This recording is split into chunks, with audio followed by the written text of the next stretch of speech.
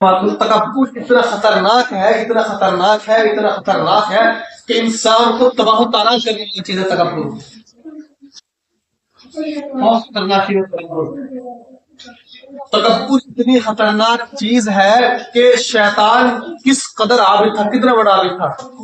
صرف ایک بات کا تکبر کرنے کی وجہ سے اللہ تبارک و تعالیٰ نے اس کو ایسی پھٹکار لگائی کہ آج دنیا کا ہر انسان اس کو گالی دیتا ہے، اس کو پھٹکار لگاتا ہے، پھٹکارتا ہے اس کو. مسلمان نہیں، غیر لوگ بھی اس کو کیا کرتے ہیں، پھٹکارتے ہیں. شیطان، کوئی انسان تھوڑا غلط کام کرنے لگے اس کو کیا کہتے ہیں، شیطان. شیطان سے تعبیر کرتے ہیں اس کو.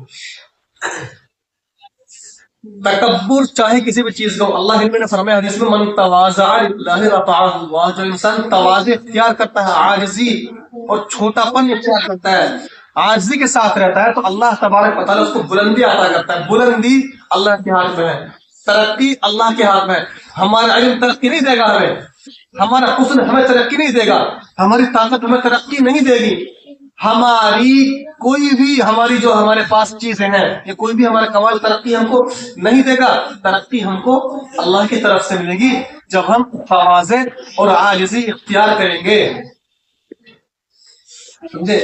تکبر چاہے حسن کا ہو، تکبر چاہے طاقت کا ہو، تکبر چاہے سونے چاندے کا ہو، تکبر چاہے طاقت کا ہو، چاہے علم کا ہو، چاہے کوٹھی بنگلے کا ہو، کسی بھی چیز کا تکبر ہو، انسان کو تباہی کی طرف لے جاتا ہے، تباہ و برباد کرتا ہے. اس لیے تکبر سے ہمیشہ بچنا چاہیے، اور خاص طور سے پڑھنے والے طلباء کو تو تکبر سے ہمیشہ بچنا چاہیے.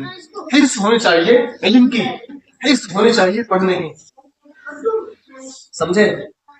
یہ طریقہ ہے.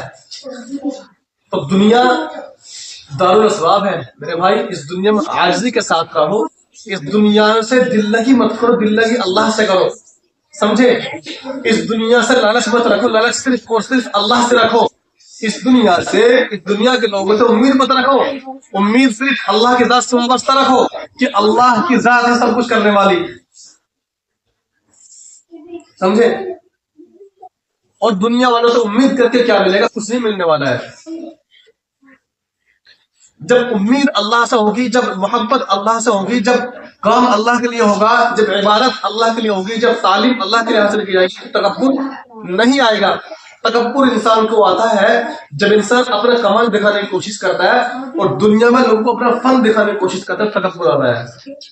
کوئی اپنے حسن کے اعتبار سے دکھا رہا ہے کہ میں اتنا حسین و جمیل ہوں، اتنا خوبصورت ہوں، میرے سامنے کوئی نہیں. یار میرے بھائی، اللہ تبارک و تعالیٰ حسن کو نہ جانے کب ختم کر دے. ایک دن آئے گا کہ وہ حسن مٹی میں مل جائے گا، وہ مٹی بن جائے گا، ختم ہو جائے گا.